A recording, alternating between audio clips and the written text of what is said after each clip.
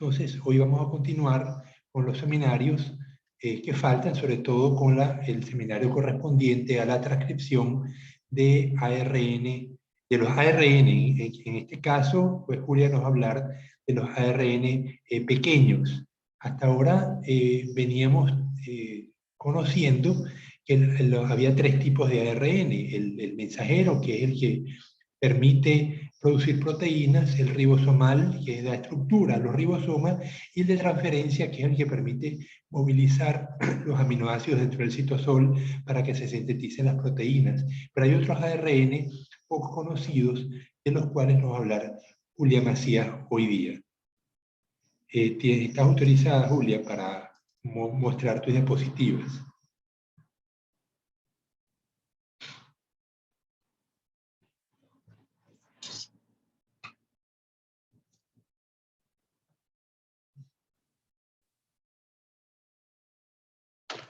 Permíteme buscar un bolígrafo que lo tengo acá en la mesa.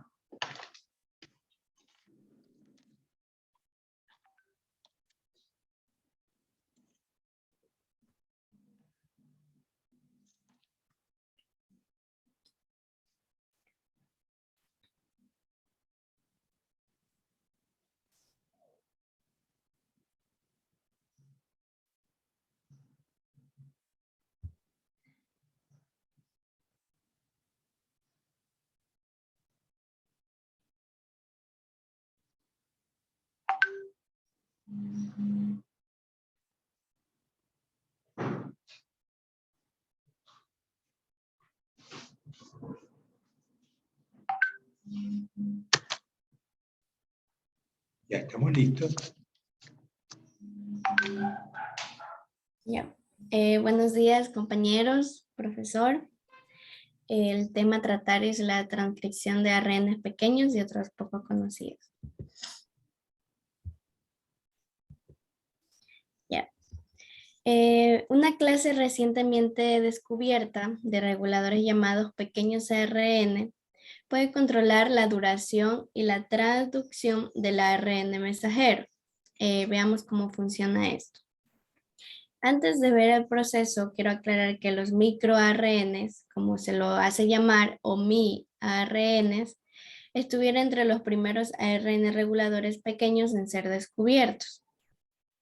Un miARN se transcribe inicialmente como una molécula larga de ARN que forma pares de bases consigo misma y se pliega para hacer una horquilla. Lo importante de este ARN pequeño es que él controla la duración y la traducción del ARN mensajero al momento de unir para hacer la transcripción, como vamos a ver a continuación. Aquí tenemos el ejemplo. La horquilla es cortada por enzimas y se libera un pequeño fragmento de doble cadena que aproximadamente tiene 22 nucleótidos. Aquí podemos observar el gen microARN y el ADN ya. Al momento de la transcripción, que es el ARN horquilla de la parte de afuera, por ejemplo, aquí dice, una de las cadenas en este fragmento en el miARN maduro que se une a una proteína específica para hacer un complejo de ARN proteína. El miARN dirige el complejo proteico hacia las moléculas del ARN mensajero correspondientes, las que forman pares de bases con el miARN cuando el complejo proteína se une. Aquí tenemos el proceso. El ARN dúplex, y aquí tenemos el microARN, que es un fragmento de 22 nucleótidos. Y al momento de unir, por ejemplo, en el lado izquierdo, es donde se enlaza perfectamente con el ARN mensajero. Y aquí es donde se hace la traducción. En cambio, en el lado derecho es cuando no existe, no se emparan los nucleótidos con el ARN mensajero y no hay traducción. ¿Qué es lo que puede pasar? Por ejemplo, dice, si el miARN y su objetivo se emparejan perfectamente, una enzima en el complejo proteína-ARN típicamente cortará el ARN mensajero por la mitad, lo que une a su degradación. O como en el otro lado puede pasar, si el miARN y su objetivo tiene alguna incompatibilidad, el complejo proteína ARN puede en cambio unirse al RN mensajero y evitar una traducción. Cabe recalcar que estas son las únicas maneras que los miARN exhiben a la expresión de sus blancos, y los científicos todavía están investigando sus muchos modos de acción. Pero surge una pregunta: ¿qué hace realmente los miARN en los organismos? Su papel directo es reducir la expresión de sus genes blancos, pero pueden desempeñar este papel para producir muchos resultados diferentes. Yo consulto un ejemplo y en organismo puede ser que en los ratones un miARN específico juega un papel clave en el desarrollo y función del sistema vascular circulatorio. Y los ratones sin función de este miARN tuvieron defectos en el desarrollo del corazón y no pudieron sobrevivir. Los cambios en los niveles de expresión de miARN también están asociados con enfermedades humanas, incluyendo varios tipos de cáncer y la hipertrofia cardíaca. Ya, gracias. Bien. ¿Y es el único que conseguiste, Julia? ¿El único ARN pequeño? Sí, lo estuve buscando como primero pequeños ARN en transcripción, pero no me salía información y comencé a buscar pequeños ARN y me salía solo este tipo de ARN que se llama miARN. Claro. Ok. Y no sé, había uno que se llamaba CRN, pero no me salía que era pequeño, solo se llamaba CRN. Ya. Ya, un momentito antes que termine. ¿Ya saco la pantalla o alguna pregunta? No, no, ya la puedes sacar. Ahí.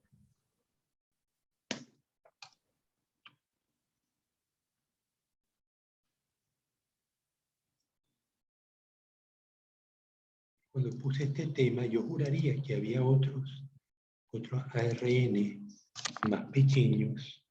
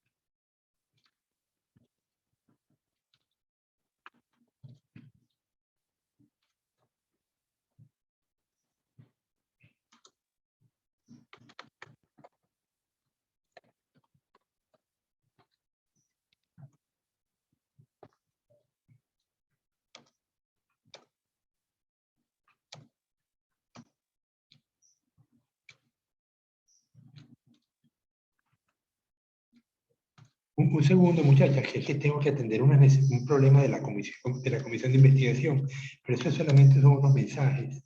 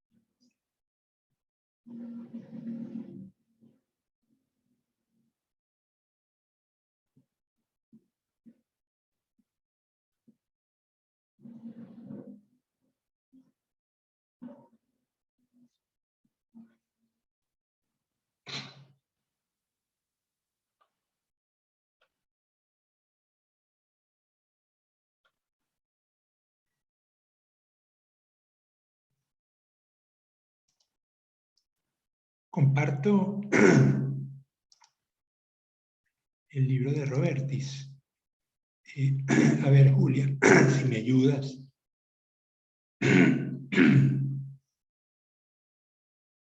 Dice, Julia, ¿tú revisaste esto? El libro de Robertis. No, solo de Auder sí. Ok, entonces dice, aquí está hablando de la transcripción de los ARN, ¿no? De transferencia, aquí vienen los pequeños, ¿no? Dice, los factores de transcripción que activan los genes de los ARN pequeños se conocen parcialmente. Sí, este campo del cual nos habló Julia es tan nuevo que apenas se empieza a conocer los detalles, ¿no? Dice, la mayor parte de los ARN pequeños son sintetizados por la ARN polimerasa 2 y unos pocos por la ARN polimerasa 3. Se ha descubierto un factor de transcripción llamado SNAP, Small Nuclear Activated Protein Complex, o sea, una pequeña proteína, complejo proteico activador nuclear que se vincula con ambas polimerasas. Posee una subunidad TPB y se une a la secuencia TATA o a la secuencia PSE del promotor. Entonces aquí estamos viendo la... bueno, yo no sé si a qué se refiere, ¿no? No, está hablando de la era de transferencia y lo menciono antes. La formación de los restantes ARN pequeños y de los ARN PNO nucleares, me imagino, no depende de las polimerasas ni de factores de extracción propios, ya que está supeditada a la síntesis de los ARN mensajeros donde se hallan los intrones que les dan origen. Como se vio en la sesión 14.5, la síntesis de los ARN mensajeros es dirigida por la ARN polimerasa 2. Respecto al gen ARN pequeño, sus múltiples copias son transcriptas por la ARN polimerasa 3. Los factores de transcripción de este gen aún no se conocen. Y vamos a ver lo que tú mencionabas, Julia, el CIST. Esto lo mencionaste, ¿verdad? Sí. Ok. Dice, no se conoce cabalmente cómo se transcriben los genes ARN-CIST, ARN-TE y de los ARN-MI. Si bien durante el desarrollo temprano del embrión femenino el gen del ARN cis se transcribe a los dos cromosomas X por causas todavía desconocidas, más tarde lo hace solamente al cromosoma X compactado. Respecto del gen ARNTE, existen estudios que sugieren que es transcrito por la ARN polimerasa 2. Los genes de los miARN, tanto los intrónicos como los intergénicos, son transcritos por la ARN polimerasa 2. Debido a que los genes intrónicos son segmentos de ADN que carecen de promotores, se transcriben cuando lo hacen los genes de ARN mensajero a los que pertenecen. En cambio, los genes intergénicos se transcriben cuando sus promotores son activados por factores de transcripción específicos. Bueno, la verdad es que estamos metidos en un campo muy nuevo,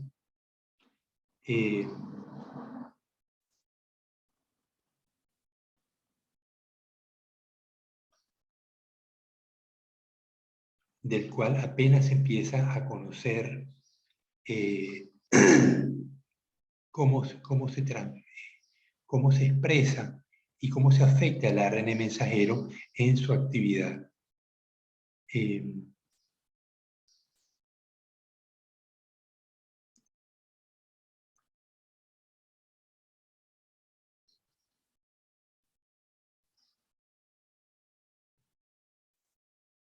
Valeria,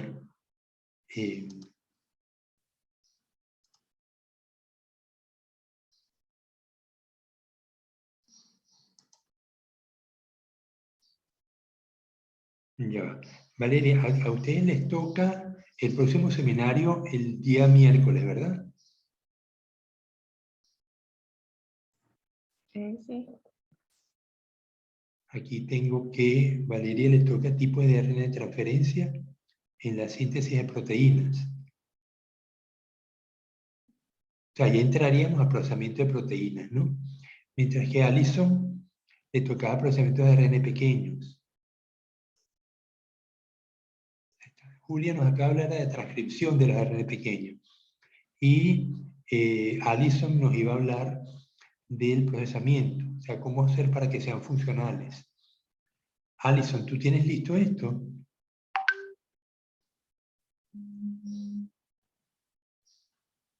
Alison, no sé si me oyó.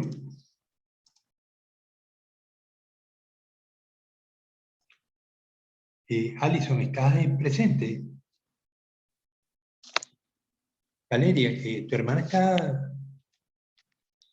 contigo? No está conmigo, pero me dijo que estaba teniendo problemas con la conexión. Ah, ok, no están juntas. Valeria. ¿Tu hermana y tú están en distintos computadores? Sí, pero me dice que sí tiene listo. Ah, ok, entonces, pero como no se conecta ni me responde, no sabía, sino que use tu computadora, Valeria.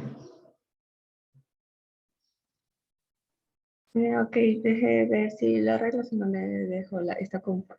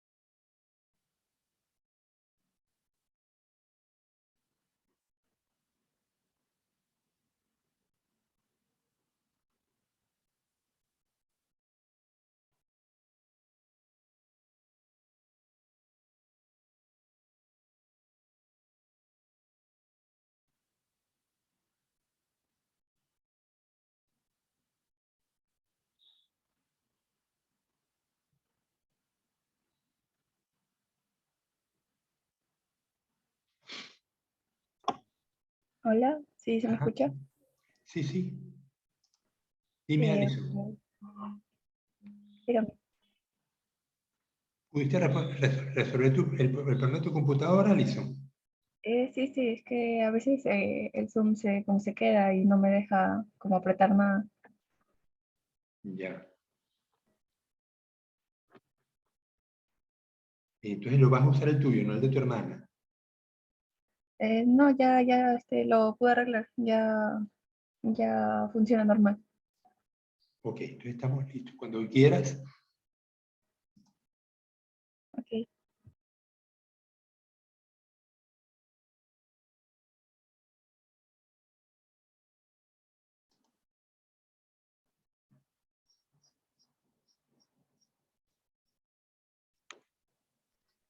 ¿Sí se ve? sí, claro.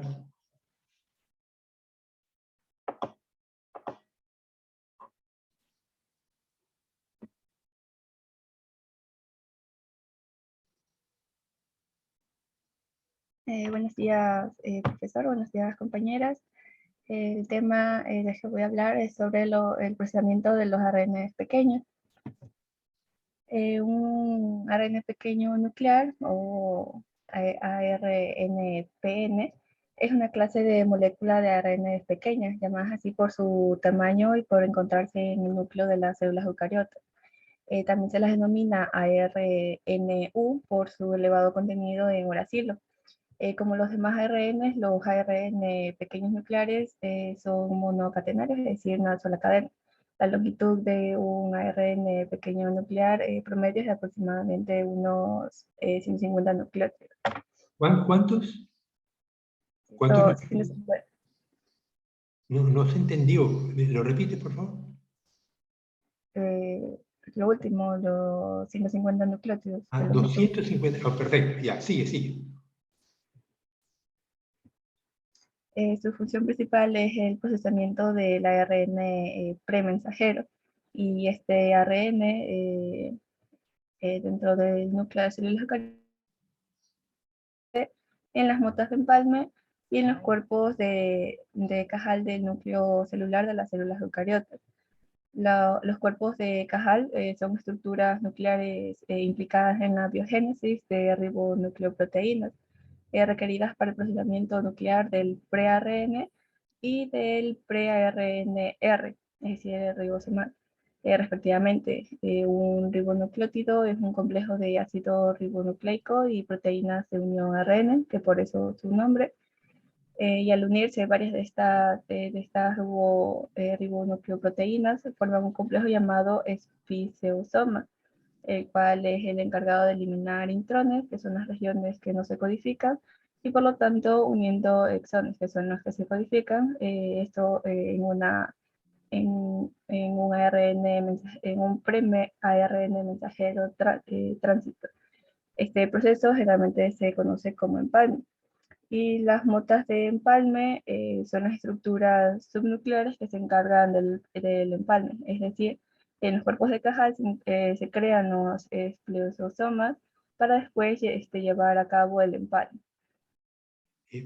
Alison, retrocede, por favor. No se puede leer porque la letra es demasiado pequeña. Debajo de notas del palme, bueno, es notas, pusiste motas, no, pero debe ser notas del palme, o es motas realmente. De lo que consulté decía motas de empalme. Ok, y debajo hay unas letritas que no se pueden leer demasiado pequeñas. Tú sí lo Aquí, puedes o sea, leer. aquí están, el amarillo es intrones, los azules son los exones y estas de aquí son las ribonucleoproteínas. Cada una Ok, de ellas y todas juntas forman este complejo llamado espliceosoma. ¿llamado? Espliceosoma. Ok, split viene de partir. Entonces, explícalo de nuevo. Tú vas a remover ese intrón. Lo que estás explicando es el mecanismo de remoción del intrón, ¿verdad? Ajá. Ok, entonces, ¿qué sigue? Tenemos el intrón que queremos eliminar. Tenemos las proteínas que están allí, pelotitas. Ajá, sigue, Alison.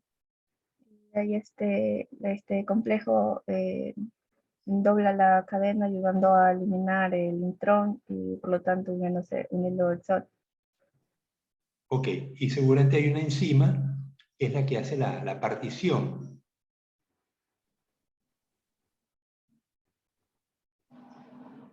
Ok, y después, entonces, ¿qué queda? Eso azul, ¿qué queda? ¿Es el ARN mensajero?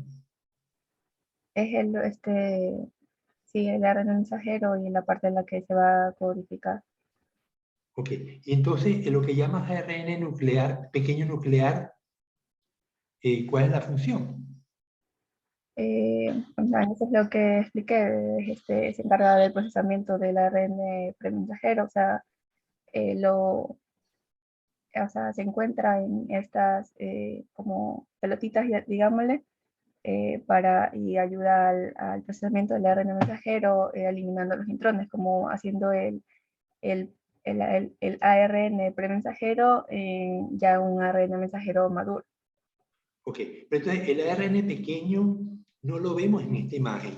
No, o sea, voy a explicar el procesamiento en la siguiente diapositiva. Esta era como solo cómo funciona y qué es lo que hace, cómo ayuda. Ah, ok, o sea, nos estamos adelantando, entonces sigue, Alice. Ok. Y ahora sí, el procesamiento de los ARN pequeños. La maduración del ARN nuclear pequeño o ARN PN requiere de pasos reguladores nucleares y citoplasmáticos. Primero comienza con el ARN pequeño, en inglés es snRNA, por si acaso, ya transcrito. Después se forma el complejo de preexportación, que vendría siendo esta parte de aquí. Este está constituido por la unión del casquete heterodimérico, que es el CBC, aquí están las siglas también escritas, la proteína de resistencia al arsenito, que es ARS2, la forma hiperfosforilada del adaptador de exportación, que es la P, el adaptador de exportación del ARN fosforilado, que es el PHAX, y gran complejo de integrador de múltiples subunidades, que aquí no se muestra. Después, el complejo de preexportación se remodela dentro del nucleótido para formar después un complejo de exportación. Primero es el complejo de preexportación y después de exportación. En este paso implica la eliminación de proteínas integrales y la unión del mantenimiento de la región cromosómica del receptor 1, que es el CRM1, y la forma unida del GTP del RNA, que está aquí. Después pasa al cuerpo cajal, probablemente como un paso de vigilancia para garantizar la calidad de las ribonucleoproteínas. Sale del cuerpo cajal y se transporta al citoplasma. Cuando esto pasa, los factores de exportación se disocian del pre-ARN pequeño nuclear antes del ensamble del núcleo SM. El núcleo SM es esta partecita de aquí. Aquí también lo muestra en la parte más arriba. Y el recorte exonucleolítico del extremo 3', que está aquí en naranja. Este aquí se elimina. Después del ensamble, la capa 7-metilguanosina, que es esta aquí, M7G, se hipermetila mediante trimetilguanosina sintasa 1, que es TGS1. Hasta aquí se une a este extremo trimetilando para formar una capa S,2, 7 trimetilguanosina, que es el TMG. Aquí cambia. La generación del límite del TMG desencadena el ensamble del complejo de importación. Ahora, este incluye el adaptador de exportación Snurpolin, que es aquí, SPN, y el receptor de importación Importin Beta, que es este de aquí. El receptor, tanto el SPN como el Importin Beta se unen con la neurona motora de supervivencia, que es el SMN. Al reingreso del núcleo, los SM-ribonucleoproteínas pequeños se localizan transitoriamente en el cuerpo cajal otra vez para el paso de maduración nuclear, seguido de la disociación de los SMN y el almacenamiento dentro de los compartimentos del factor de empalme llamados motas nucleares. Una vez que el ARN pequeño nuclear unidos a los SM retornan al núcleo, se asocian con otras proteínas, pero esta vez son más específicas para cada tipo de ARN pequeño nuclear. Ese sería el procesamiento. ¿SMN es una proteína? ¿Mande? SMN, que se libera después del cuerpo cajal, que tienes un complejo formado por 4 de ellos en el ARN nuclear. Las siglas serían como, es un complejo de neuronas motoras de supervivencia. Algo así. Las neuronas motoras de supervivencia. Pero curioso lo llama neurona. Neurona es una célula y estamos hablando aquí de elementos subcelulares, ¿no? Perdón. No sé si tal vez era una mala traducción porque estuve leyendo un poco en inglés, pero esa decía el significado de la sigla. Claro, pero no sabe si es de carácter proteico, ¿no? No.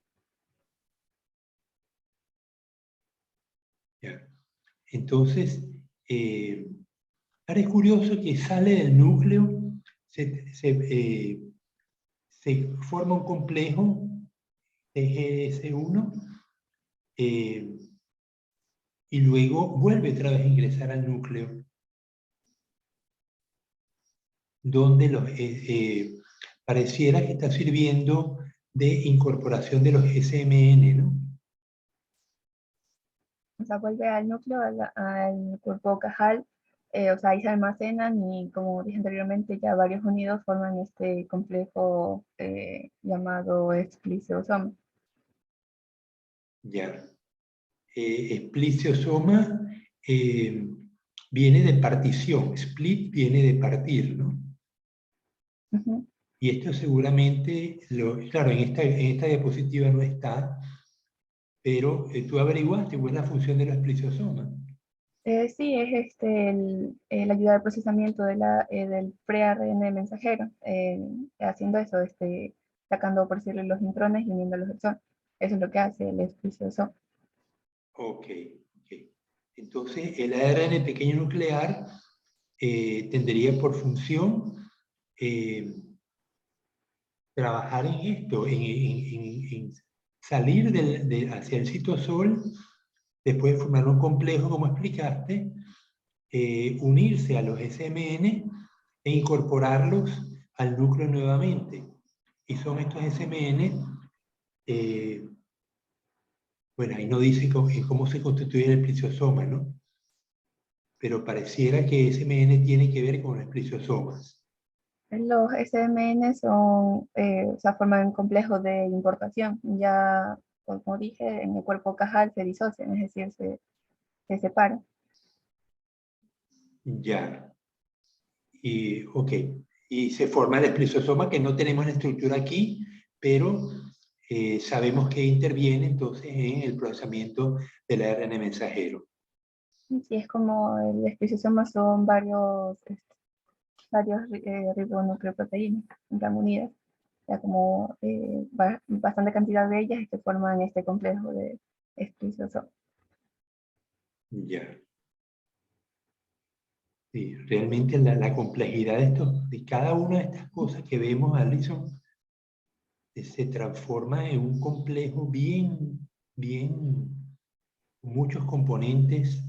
Vemos la cantidad de componentes que se asocian y se disocian para que algo pueda suceder. La simple sacada del ARN pequeño del núcleo lo que constituye, ¿no?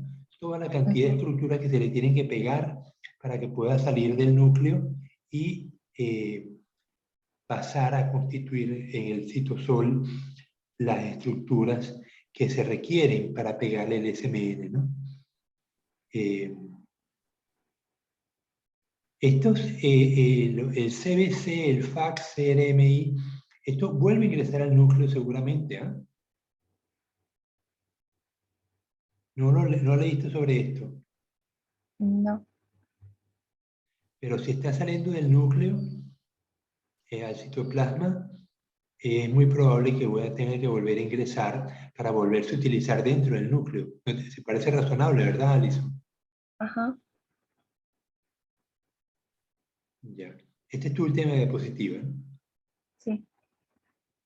Ok.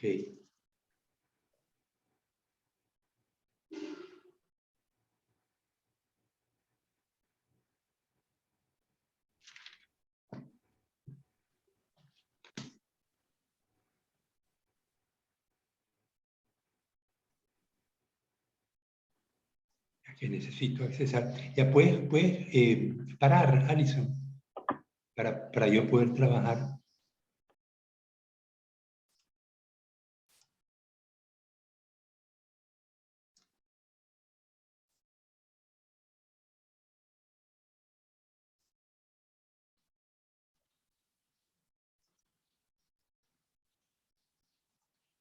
Ok.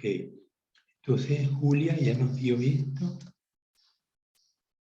Me falta entonces Ariel, no sabemos. ¿Alguien sabe algo de Ariel? ¿Si está mejorado de salud?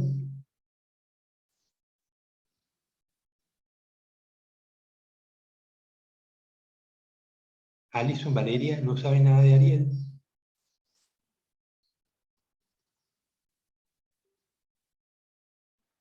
No, en realidad no he escuchado nada sobre él.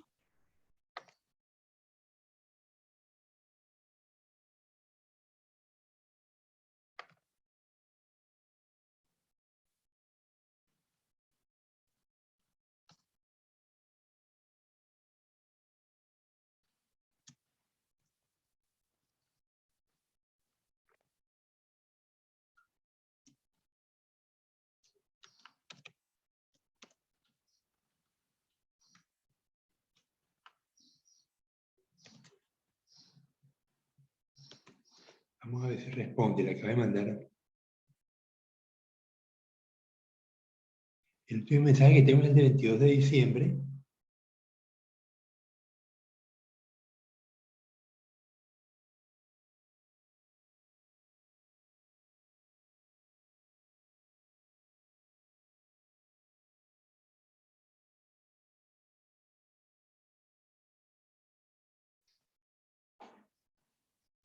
Ya, él le había mandado reposo absoluto por 15 días antes del día 22. Es decir, que todavía estaría de reposo, ¿no?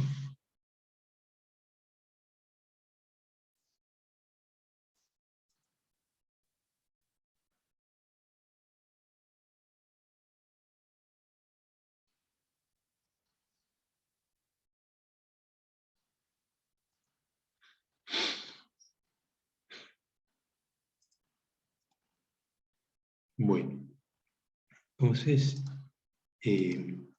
hasta ahora, pues nos hace falta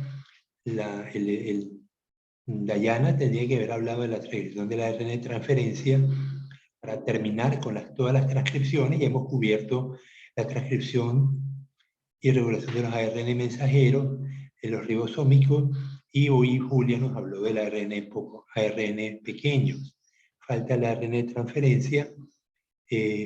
Ariana luego también nos habló del procesamiento del ARN mensajero, del ribosómico, Luis habló Luigi, y Fanny tenía que haber hablado del procesamiento del ARN de transferencia que están pendientes de todos los seminarios, ¿no? Supuestamente el miércoles debíamos comenzar con la síntesis de proteínas, que ya es el penúltimo tema. Valeria, tú tienes pautado un seminario sobre los tipos de ARN de transferencia, ¿es correcto?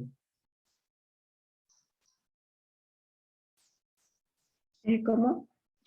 Para el día miércoles, aquí tengo escrito que tendrías un seminario sobre los tipos de ARN de transferencia. Sí. Eso ya lo estás preparando. Sí, estoy preparando. Ok. Yo no sé si Ariel, voy a esperar a ver si el día de hoy él se comunica, pero si no, tendría que pedirte a Valeria que ampliaras tu seminario para incorporar las enzimas que participan en la síntesis proteica. De todas maneras, yo más tarde te digo, Valeria. Okay. Julia, tú tienes para el día miércoles unos mecanismos de formación de las proteínas, polirribosomas. Sí, no se preocupe. Ok. Y Luigi para el día 10 de enero, regulación de la traducción del ARN mensajero y regulación de las Fanny, regulación de la degradación de las proteínas. El problema es que estas ausencias tan numerosas de los estudiantes están conduciendo a que no podemos seguir la materia en orden, ¿no? Es lo malo de dar clases a base de seminarios que no podemos asegurar. Por lo menos hoy pudimos hablar de ARN pequeños en los dos seminarios, que tuvimos pues la suerte de que ambos seminarios se pudieron dar.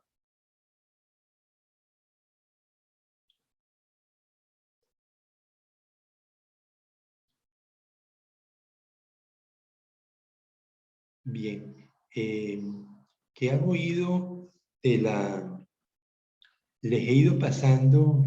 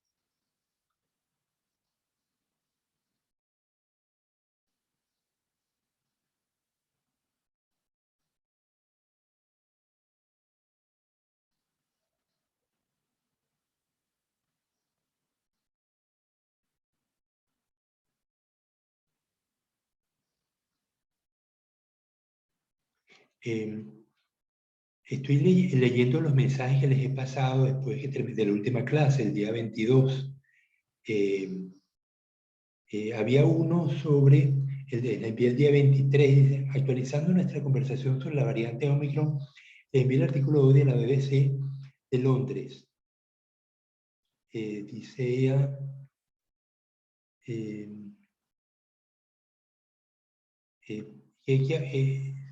¿cómo es la variante Omicron con respecto a la variante Delta?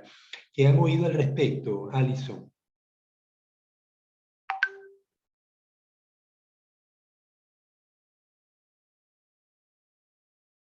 Alison, ¿me oíste?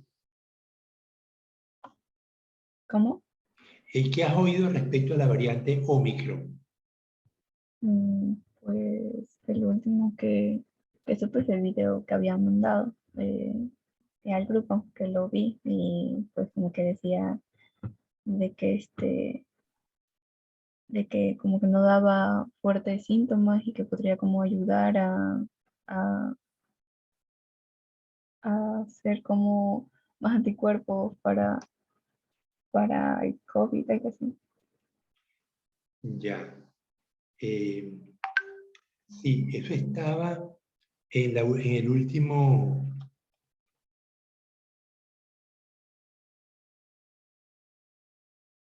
Vamos a verlo.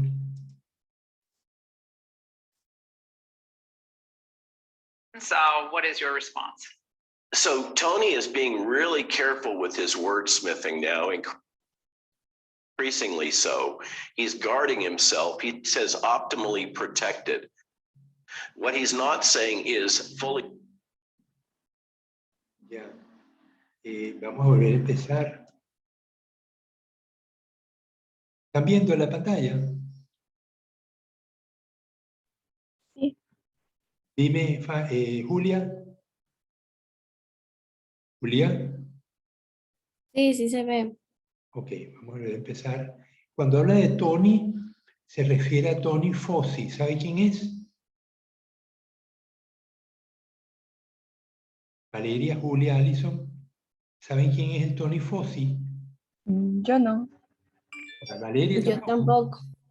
Ok, en los Estados Unidos era el representante del presidente de la República del sistema de inmunidad. O sea, vamos a ver el cargo que tiene realmente Tony Fossi.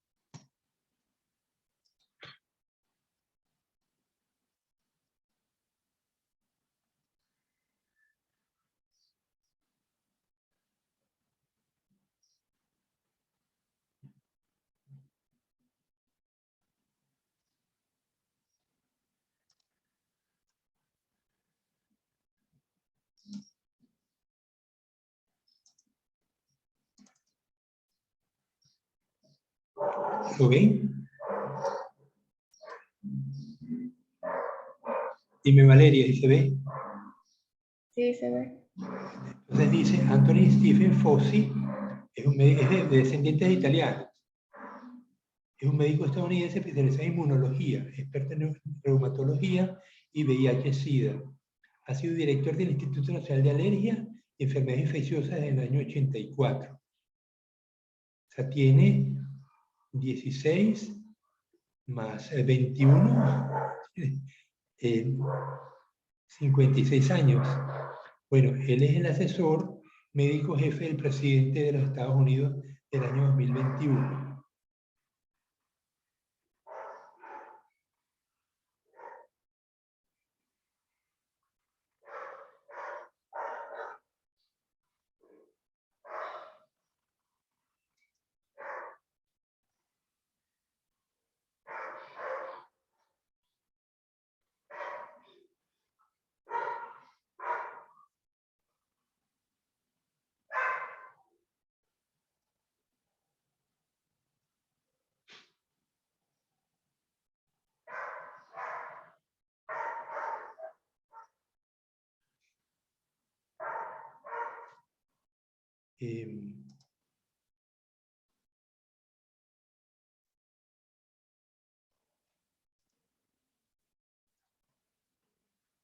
¿Lo están viendo? Dime, Valeria. Sí, se ve.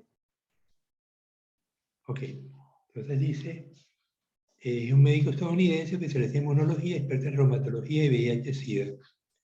Ha sido director del Instituto Nacional de Alergia y Enfermedades Infecciosas del año 84 desde enero de 2020 ha sido uno de los principales miembros del grupo de trabajo sobre el coronavirus de la Casa Blanca, que se ocupa de la pandemia del COVID-19 en los Estados Unidos. Primero dentro de la administración Trump y posteriormente dentro de la de Biden. Es decir, que el señor cambió de presidente, pero él siguió en el mismo cargo. Son asesores del presidente de los Estados Unidos. Fauci es reconocido como uno de los principales expertos mundiales en enfermedades infecciosas.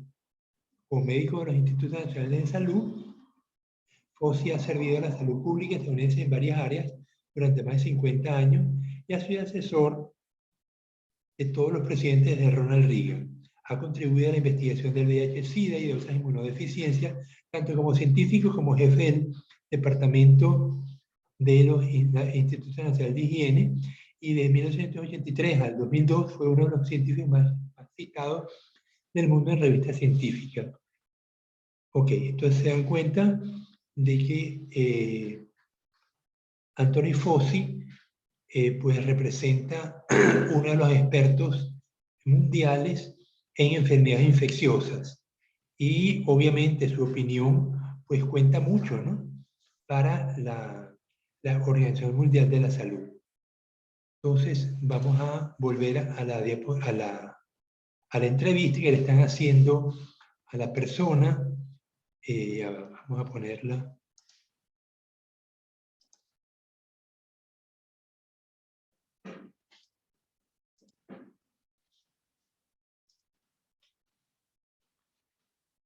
Vamos de nuevo, ¿se ve? Your response. So Tony is being really careful with his wordsmithing now, increasingly so. He's guarding himself. He says optimally protected. What he's not saying is. Ya, entonces dice que el Tony Fauci está siendo cuidadoso en las expresiones que da a la prensa. Vamos a ver si lo puedo.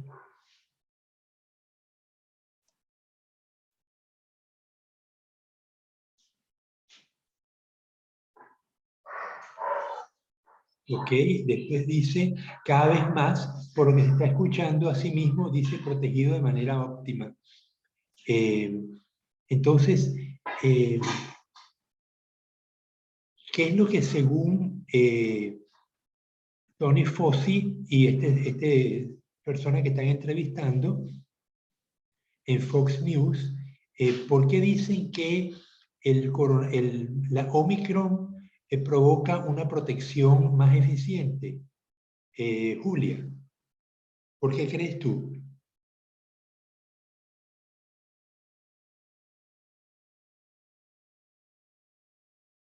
Julia, ¿me oíste? No, no la escuché.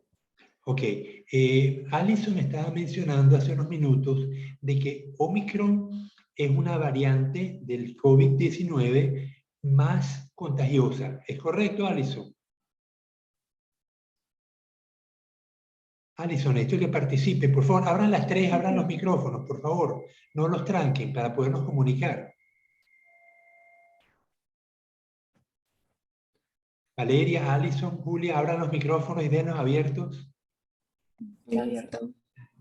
Ok, entonces decíamos, Omicron es una variante del COVID-19 más contagiosa, ¿correcto? Sí, Y en cuanto a virulencia, ¿es más o menos virulenta que la variante Delta? menos.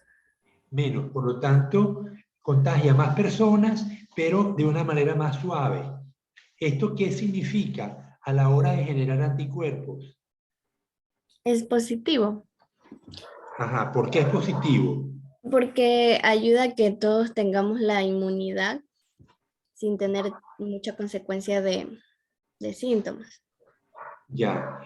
¿Afecta que estemos vacunados o no?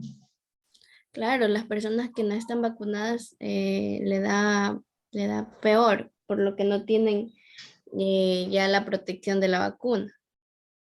Claro, pero sigue siendo que el número de hospitalizados graves ha disminuido a pesar de que son mayor la cantidad de infectados, ¿verdad? No sé, porque según en las noticias que el UCI ya está lleno y eso. Entonces no sé. Ya, sí, entiendo que la información es contradictoria, pero lo que estaba leyendo ayer era que en general en el mundo, donde la variante Omicron está penetrando más intensamente, aquí en Ecuador la tenemos, porque hay gente que ha venido con ella, pero no sé si es la variante predominante. Yo creo que aquí seguimos teniendo el Delta como la variante predominante. Pero en otros países como Estados Unidos, la variante Omicron es la que está predominando y está teniendo estas consecuencias. Al ser menos virulenta, pues más gente se contamina, estén o no vacunados. Para mí sigue siendo esto un misterio de que nos hayan vacunado y aún así nos enfermemos.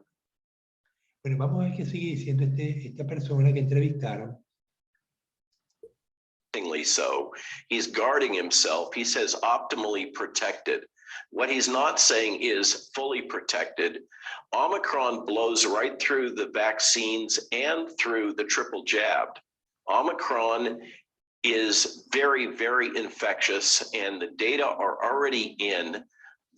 Both the double and triple vaccination is not protecting you from Omicron. Now, here's the good news. Ya, bueno, es una variante sumamente contagiosa y dice que no importa que estemos vacunados 2 o 3 veces, la variante Omicron sigue afectando a los pacientes. Es decir, pareciera que las vacunas no son capaces de contener la infección de este virus. Ahora dice, aquí están las buenas noticias. En el segmento anterior, vamos a ver qué dice. In your prior segment, you pointed out that this is more fear mongering on the part of the press. You're dead on. Okay, the number of deaths from Omicron worldwide is less than 10 to my last count. Wow. Okay, and the thing about this is, so this, if you believe in a God, this looks an awful lot like a Christmas present. Omicron, apparently, according to recent data from Hong Kong University, has shifted the targeting of where it infects. The Delta and the prior variants were infecting your deep lung, which we know from influenza is a great way to cause severe disease in humans. Ok, entonces está informando que Omicron, en lugar de afectar la parte profunda del cerebro, del pulmón, está afectando las vías respiratorias superiores, hasta los bronquios, y por la influenza sabemos que cuando afecta a la parte superior es menos grave. La necesidad de hospitalizar a las personas se reduce mucho en comparación con las variantes previas, Delta, y las que anteriormente nos afectaron, sobre todo las que afectaron aquí al comienzo en Ecuador, donde tuvimos una de las crisis más severas que se vivió en el mundo, ¿no? Por la cantidad de fallecidos. Entonces, Omicron definitivamente afecta las vías respiratorias superiores y causa menos perturbación a la salud de las personas.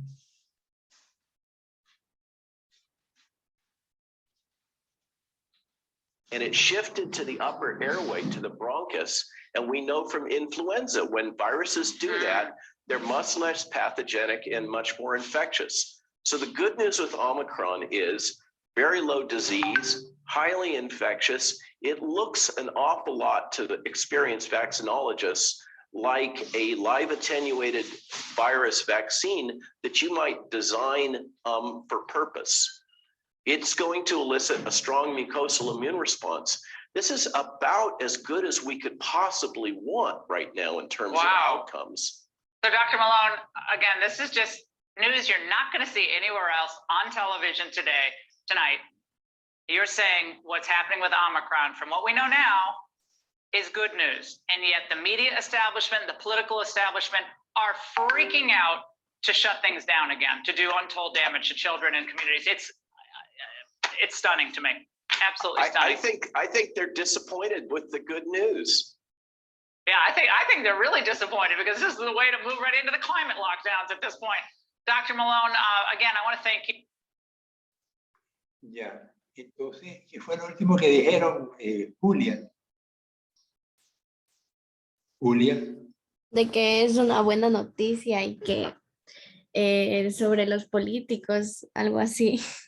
Claro, pero que decía la periodista, tenemos el doctor Malone, que es un investigador, la periodista lo está entrevistando, de Fox News, ella dice que a pesar de que las noticias son positivas, los políticos están cerrando de nuevo, obligando a usar mascarillas en el ambiente, no en ambientes cerrados, la mascarilla en ambientes cerrados siempre fue necesario, en ambientes abiertos, y restringiendo las reuniones sociales.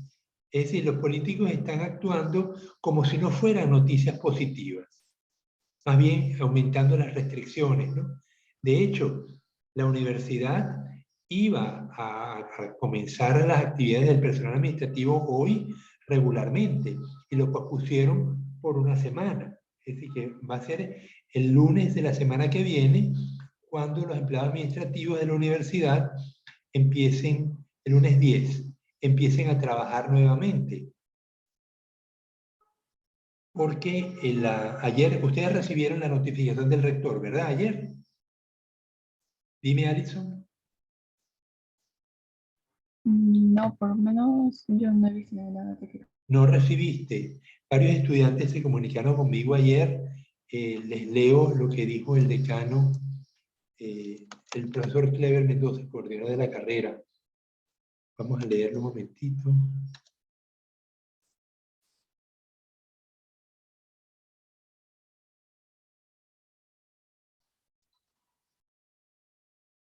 Esto lo deben tener ustedes en sus correos de la universidad, en los correos oficiales. Lo que pasa es que ustedes se ve que no abren mucho el correo oficial, ¿verdad? Dime, Julia. Yo sí lo leí. Ah, se lo Yo, leí. yo no. Ya va, que no me deja.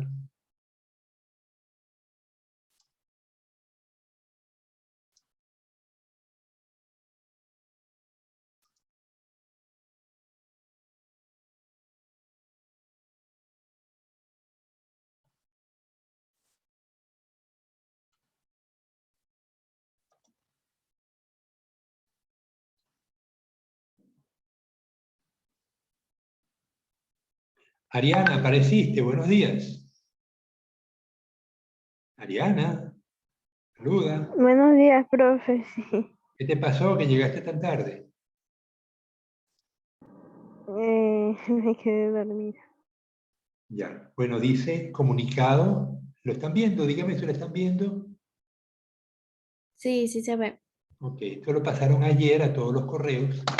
Dice, el Comité Interno de Prevención de Riesgos y Bioseguridad de la Universidad Laica, en sesión de 2 de enero, ayer, determinó acciones a fin de salvaguardar la integridad física de la comunidad universitaria frente a las resoluciones del COE Nacional en torno a la pandemia del coronavirus y su nueva variante. Resultó adoptar las siguientes recomendaciones. Resolvió, primero, que las actividades laborales para el personal administrativo y de servicios sean en la modalidad de teletrabajo del lunes 3 hasta el viernes 7 de enero. Se reitera que las actividades académicas continúan de forma virtual hasta finalizar el periodo académico, es hasta el 17 de este mes que comenzamos los exámenes segundos parciales. Se exhorta a los miembros de la comunidad universitaria a reportar posibles casos de contagios personales y de su entorno familiar, para lo que se ha habilitado el correo incidencias.dbu Julián IUDC. La ULIAN garantizará la atención y calidad de servicio, continuando nuestras labores en modalidad de teletrabajo, a excepción de las áreas operativas estrictamente necesarias. Desde el rectorado estaremos receptando de forma virtual todo tipo de requerimientos, solicitudes y comunicados al correo institucional del rectorado ULIAN. Doctor Marco Zambrano, rector. Bien, entonces, la periodista decía que pareciera que los políticos y los médicos no se ponen de acuerdo y que más bien la variante Omicron debería permitírsele que se difunda porque permitiría afectar a mayor cantidad de personas con un nivel de peligrosidad muy bajo. Es como si estuviéramos vacunando masivamente a las personas, aunque las vacunas no deben inducir enfermedad. En este caso tendríamos que una enfermedad leve, pero que permitiría la acumulación de anticuerpos contra el COVID-19, esta variante Omicron. Es decir, que los médicos parecen indicar que los políticos deberían permitir que se difunda y los políticos más bien están restringiendo. Y por eso la periodista se mostraba perpleja, ¿no?, ante lo que el doctor Malón estaba indicando. Sin embargo, bueno, aquí en Ecuador pues tenemos que seguir las normas y lo que nos piden es que pues sigamos usando la mascarilla, distanciamiento social, lavarse las manos y bueno, Hágame un favor, ábrame la ventana de mi cuarto para que vayas por ya, mí. bueno, No Julia, vayas. puedes cerrar el micrófono.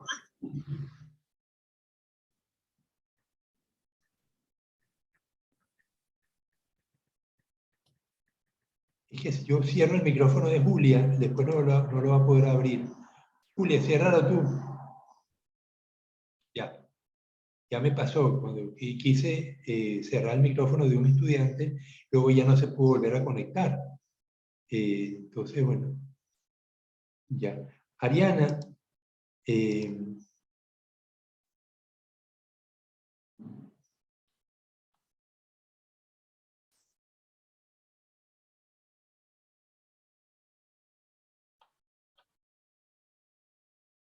nos estaba revisando los deberes y Ariana, tú nos dictaste el 22 de diciembre tu seminario sobre el procesamiento del ARN mensajero y tu siguiente seminario es el 12 de enero. Definición y características, mecanismos de desencadenamiento de los factores tróficos de la apoptosis. Sí, profe. Ya, bueno, para ese día espero que lo tengas preparado, ¿no? Tú no tenías nada pendiente de los anteriores.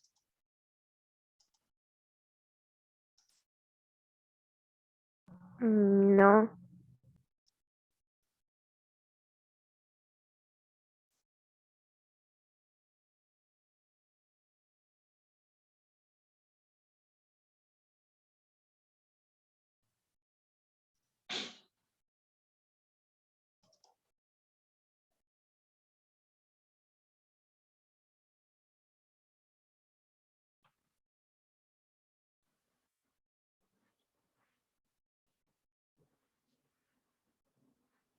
No, porque Ariana habló de la proteína G a través de ellas distintas enzimas, la fosfolipasa C y B. Ese fue el seminario que dictaste, Ariana. Entonces, Ese fue el primero. ese fue el primero, claro. Entonces, de estos seminarios de comunicación celular, solamente falta Ariel, que no lo ha podido dictar. Y no sé si realmente lo vaya a dictar. Si sigue enfermo, pues tendré que tomarle, si él está dispuesto, ¿no? Porque necesito las notas de Ariel.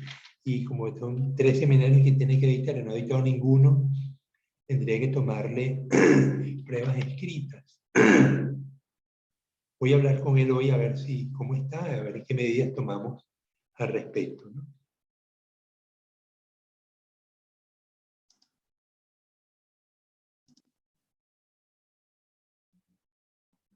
Bueno, entonces,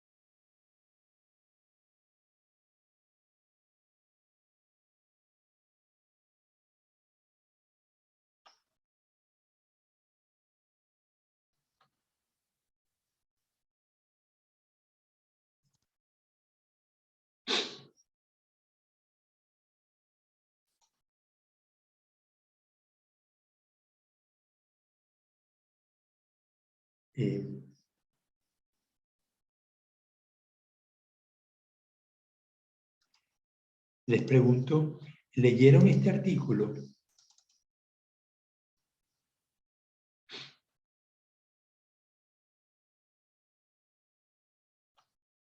Dime, Ariana.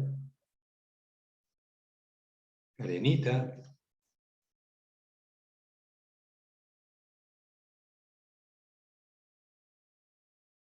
Oye, no me... Valeria, ¿tú lo leíste?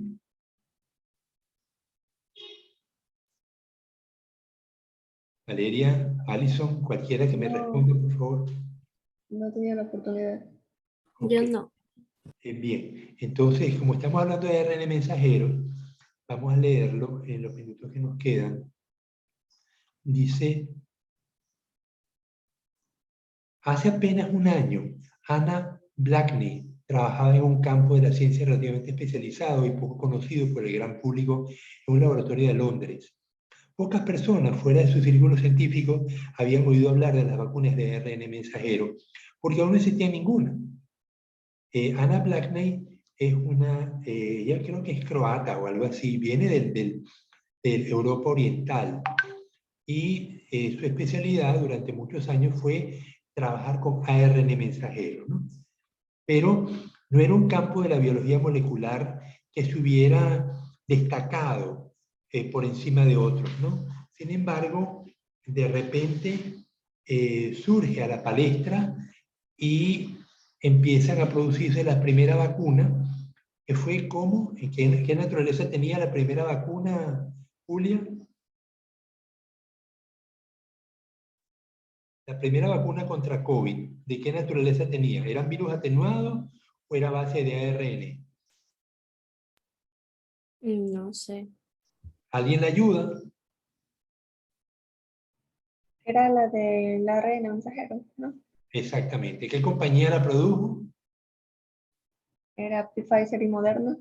Pfizer y Moderna. Dos compañías, primero Pfizer, luego Moderna, ambas fueron autorizadas. ¿Y cómo funciona esa vacuna? Llevaba el mensaje, en plan, el ARN mensajero para codificar donde se junta, no sé cómo explicarlo, pero lo que hacía que el virus entrara en la célula. Claro, pero ¿qué es lo que el virus sabemos que es? Una cápsula proteica con unas puntas, unas espinas, y dentro tiene ARN. Entonces, el ARN mensajero que nos inyectan es el que codifica,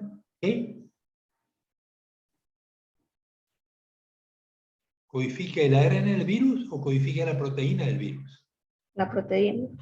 Correcto. Entonces, ahora, yo me pregunto, ¿por qué no nos habrá inyectado la proteína del virus? Sino que nos inyectaron el ARN para que nuestras células produjeran la proteína del virus. Y al expulsarla, los anticuerpos reconocen esa proteína y se generan más anticuerpos que nos van a permitir identificar la proteína del virus si es que acaso nos llega a infectar, ¿no? Entonces seguimos leyendo, dice, los asistentes a una conferencia anual de ANA, que ANA dio en 2019, podían contarse con decenas, no por cientos. Hoy en día tiene una gran demanda, es profesor asistente en la Universidad de Columbia Británica en Canadá, en Vancouver, y comunicadora científica con 253.000 seguidores y 3,7 millones de me gusta en TikTok. Ella admite que estaba en el lugar correcto en el momento adecuado para formar parte de un exitoso periodo de progreso científico. Debido a la pandemia de coronavirus, muchas personas han oído hablar y han recibido una vacuna de ARN mensajero de empresas como Pfizer y Moderna. Pfizer, Biotech y Moderna. Pero incluso cuando Blackney comenzó su doctorado en el Imperial College en Londres en 2016, mucha gente se mostró escéptica sobre si alguna vez podían funcionar. Ahora, todo el campo de la ARN mensajero está explotando. Es un cambio importante en la medicina, dice. Es un cambio que plantea algunas preguntas muy importantes y emocionantes. ¿Podrían las vacunas de ARN mensajero proporcionar una cura para el cáncer, el VIH, las enfermedades tropicales? Se refiere a enfermedades tropicales parasitarias, ¿no? E incluso darnos una inmunidad sobrehumana. El ácido ribonucleico mensajero, o ARNM, para abreviar, es una molécula monocatenaria que transporta el código genético del ADN a la maquinaria de producción de proteínas de una célula. Sin ARN mensajero no se usaría tu código genético, no se producirían proteínas y tu cuerpo no funcionaría. El ADN es la tarjeta bancaria, entonces ARN mensajero es el lector de tarjeta.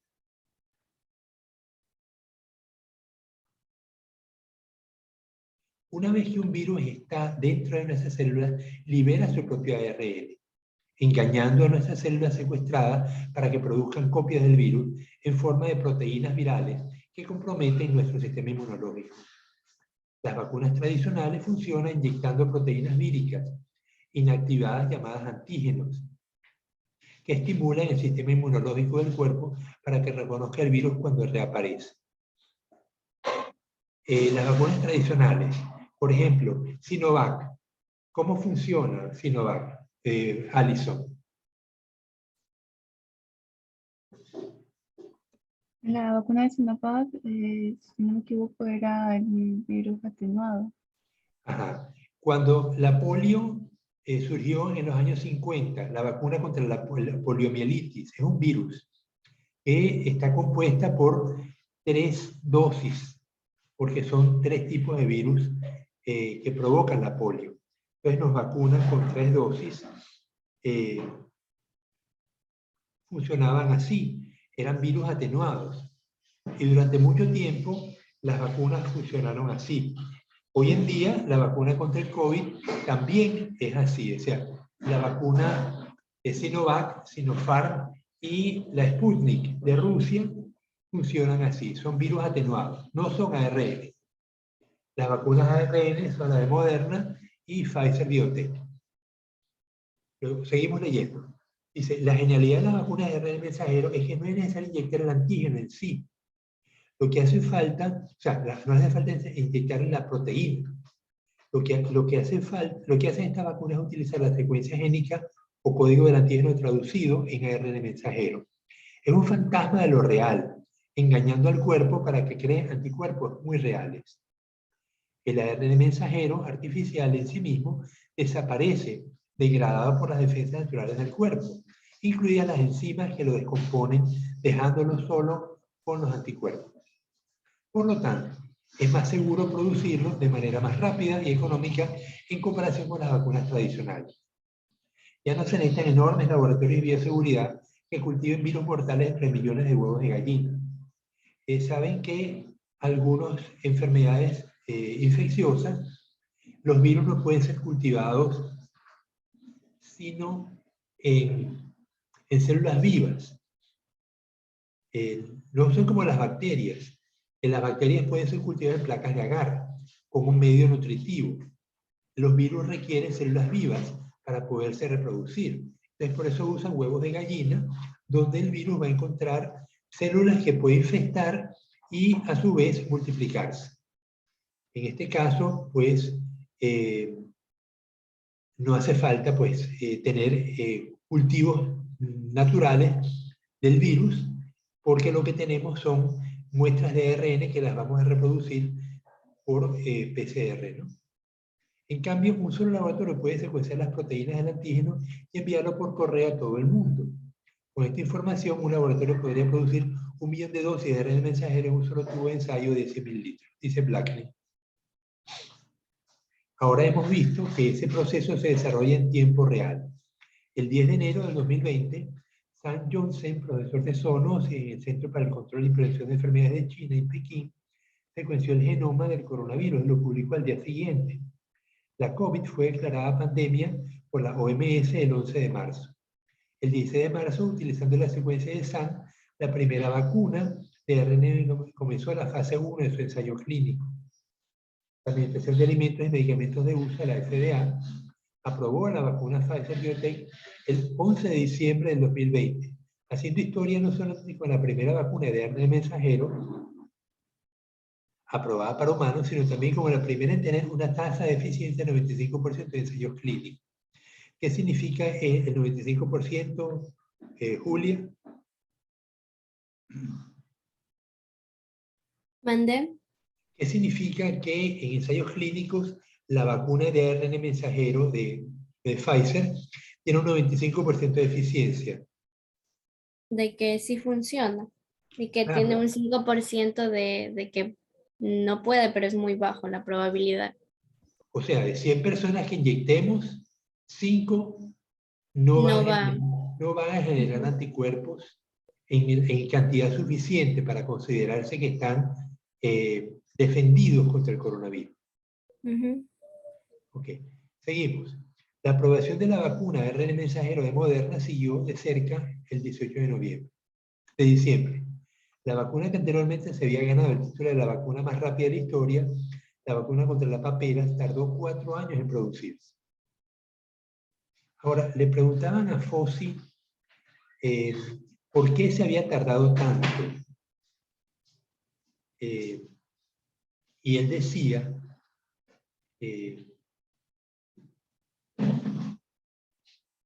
que cuando se genera una enfermedad y tú quieres generar vacunas, necesitas pacientes donantes del agente etiológico, el causante de la enfermedad, y a veces no es fácil conseguirlo. Entonces, la paperas es una enfermedad viral muy contagiosa que afecta las glándulas salivares y provoca inflamación de la cara, ¿no? Entonces, la vacuna contra la papera, que se dice que fue la más rápida anterior a la de coronavirus, tardó 4 años en producirse, y Fauci lo que decía era que la tecnología es la misma, solo que la cantidad de casos que se tenía disponible para obtener muestras virales era gigantesca, porque teníamos un caso de pandemia en el mundo. Pero los laboratorios productores de vacunas tenían a su disponibilidad una enorme cantidad de personas donantes del virus. Entonces, la tecnología para producir las vacunas sigue siendo la misma. Bueno, en este caso son vacunas ARN, ¿no? Que no es la misma tecnología. Pero una de las cosas que aceleró la producción de la vacuna contra el COVID es esto, que teníamos muchos casos disponibles para los laboratorios para poder trabajar y obtener muestras virales. Las vacunas de Moderna y Pfizer tardaron solo 11 meses en producirse. La teoría detrás de la vacuna de ARN mensajero fue promovida por los científicos de la Universidad de Pensilvania, Kathleen Caricó y Drew Weissman, quienes recientemente recibieron el premio Lasker 2021, el premio de investigación biomédica más importante de Estados Unidos. Sin embargo, incluso en 2019 se cree que las vacunas convencionales de ARN mensajero estaban al menos 5 años de distancia. La pandemia hizo avanzar rápidamente este campo de la medicina. Catherine Whitehead, profesora asociada de Ingeniería Química e Ingeniería Biomédica de la Universidad de Carnegie Mellon y colaboradora clave de Weissman y Caricó, admite que no había muchas personas en el mundo de la terapéutica del ARN mensajero que hubieran imaginado tasas de eficiencia inicial de 95% en este escenario de emergencia.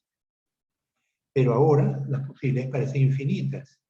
O, como dice Blackney, ahora es, bueno, ya funcionó para una glicoproteína viral, entonces, ¿qué otras vacunas podemos hacer con ella? ¿Y qué podemos hacer más allá de eso?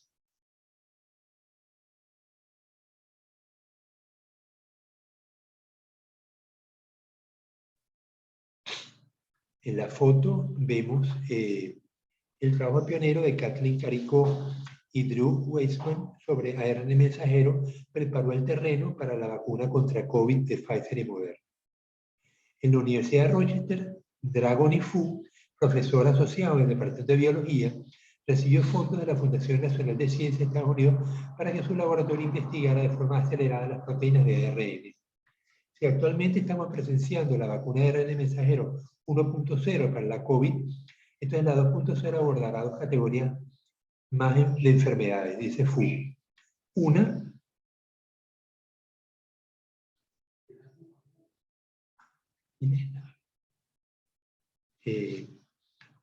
son patógenos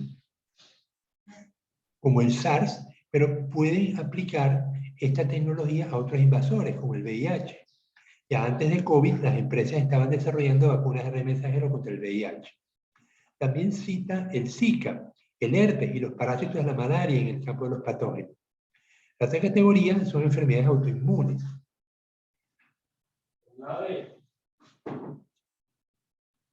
Enfermedades autoinmunes, dice, esto es intrigante porque va más allá de la definición estricta de una vacuna.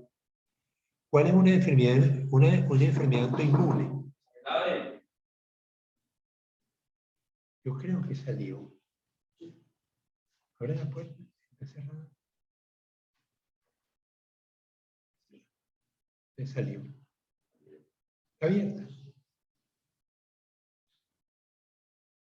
Ya yo voy a terminar la clase. Entonces, Alison, ¿qué son enfermedades autoinmunes?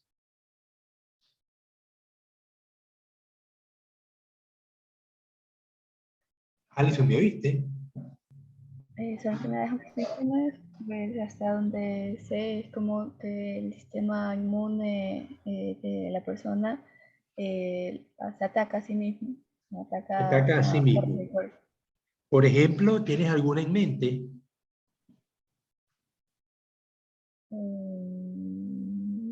Ahora mismo no, en realidad. Ok, te digo una muy común, la artritis.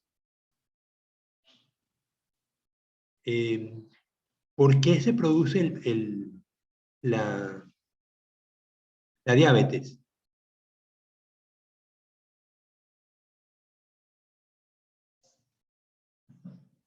Alison, ¿qué es la diabetes?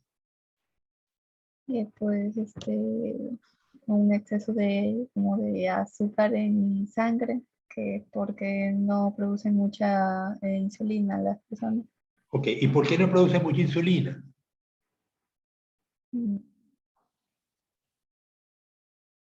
Aunque dependerá, porque puede que le hayan extirpado el páncreas. Ok, pero la persona era sana. Originalmente ella producía insulina. Algo pasó en la diabetes tipo 1. La gente desarrolla la enfermedad muy temprano. En la diabetes tipo 2 se desarrolla mucho más tarde. Pero el páncreas de esas personas era normal. Sin embargo, las células de los cuerpos de Langerhans dejaron de producir insulina. Entonces, estas enfermedades son producto de la degeneración del cuerpo. No necesariamente sufrió una enfermedad viral o bacteriana, sino simplemente degeneró el cuerpo porque el cuerpo se ataca a sí mismo. Entonces, son enfermedades autoinmunes. Por eso dice que dice el doctor Fu, ¿no? Que esta es otra categoría de enfermedades autoinmunes que pudieran ser tratadas con vacunas de ARN mensajero, que se sale de la definición estricta de una vacuna. Fu afirma que en el futuro podrá involucrar tratamientos de ARN mensajero, por ejemplo, para reducir la inflamación. En teoría, eso abre muchas posibilidades. Jisoo Dong, profesor asociado de farmacia y farmacología de la Universidad de Ohio, se especializa en pequeñas bolas de grasa o lípidos necesarias para albergar el ARN mensajero y entregarlo de manera segura a las células sin que nuestro cuerpo lo destruya inmediatamente. Los lípidos han sido descritos como el héroe olvidado. Si la entrega de lípidos no se hubiera perfeccionado y aprobado finalmente en 2018, no habría habido vacunas de ARN de COVID para el 2020. ¿Por qué, Valeria? ¿Qué papel juega la grasa en este caso?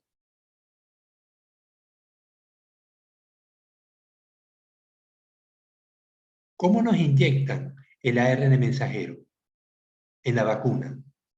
Si no me equivoco, lo inyectaban dentro de una capa lipídica. Exactamente, se llaman microencapsulados. Los microencapsulados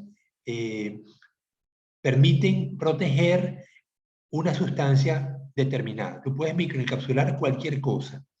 En este caso, ARN mensajero, que lo vas a cubrir con grasa para que no sea destruido, sino que permita llegar al sitio blanco, al sitio de destino, ¿no? Entonces, antes de la COVID, había muchos estudios de investigación que buscaban aplicaciones más amplias combinando esta nueva técnica de liberación de lípidos con ARN mensajero explicadón, que incluyen trastornos genéticos, inmunoterapia contra el cáncer, enfermedades infecciosas e infecciones bacterianas. Siempre que tengas el antígeno y puedas secuenciar la proteína, en teoría debería funcionar.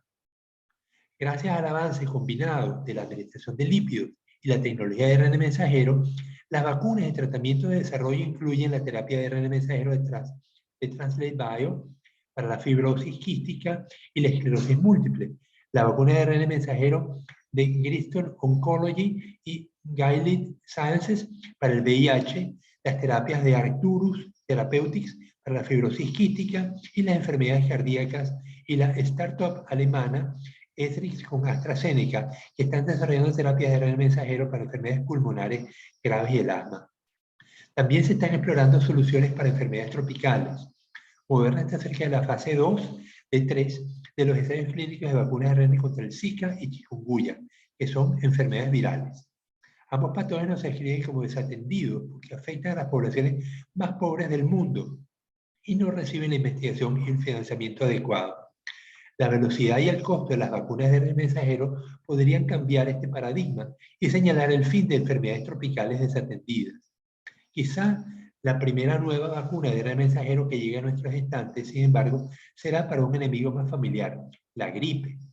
Los virus de la influenza son responsables de entre 290 y 650.000 muertes anuales en todo el mundo. Es más probable que veamos vacunas de ARN mensajero contra la influenza en un futuro cercano, dice Whitehead. Estas vacunas de ARN mensajero han estado en desarrollo durante años y los ensayos clínicos hasta la fecha son alentadores. Actualmente hay 5 ensayos clínicos para la influenza A, incluido uno de la fase 2. Este avance podría ocurrir justo a tiempo. Paul Hunter, profesor de protección de salud de la Universidad de East Anglia en Reino Unido, que también es consultor de la OMS, advirtió que en algunos países puede ocurrir una epidemia de influenza que podría provocar más muertes que la COVID. Varias compañías farmacéuticas también están buscando vacunas de ARN y tratamientos para el cáncer. Las células cancerosas a menudo tienen ciertos marcadores en la superficie que el resto de las células de tu cuerpo no tiene, dice Blackney. Puedes entrenar a tu sistema inmunológico para que reconozca y elimine esas células, al igual que puedes entrenar a tu sistema inmunológico para que reconozca y elimine un virus. Es la misma idea, simplemente averigua qué proteínas hay en la superficie de las células tumorales y úsalas como vacuna. La idea de una medicina individualizada específica para el paciente ha sido una perspectiva tentadora durante años. Esta podría ser otra puerta de entrada, otra puerta abierta de par en par por el ARN mensajero, según Blackney. En teoría se extrae el tumor, se secuencia, se ve qué hay en la superficie y luego se hace una vacuna específica para la persona.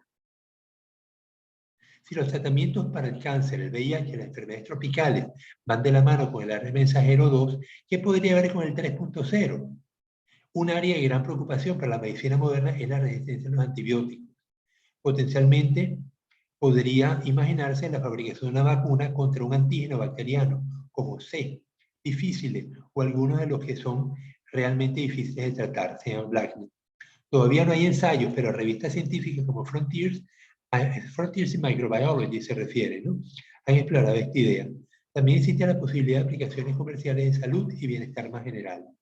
Por ejemplo, el Dr. Fu sugiere que la intolerancia a la lactosa, que afecta a cientos de millones de personas de origen asiático, incluido el mismo, y de hecho un 68% estimado de la población mundial, podría algún día ser su objetivo. Me falta la proteína que me permite descomponer la lactosa. En el futuro se podría hacer alguna forma de transmitir el mensaje, el ARN mensajero que creara la proteína que descompone la lactosa. No está en riesgo de vida, pero me imagino que es una industria de miles de millones de dólares, porque permite que la gente tome leche. Bueno, jóvenes, ya se me acabó el tiempo, pero les recomiendo, cuando les mando una información, por favor léanla. Tiene un propósito y está muy asociado con la asignatura que estamos cursando. Entonces, nos vemos el día... Terminen de leer el artículo, por favor, en sus casas. Y nos vemos el día miércoles para continuar con los seminarios. Hasta luego. Ok, profesor, hasta luego.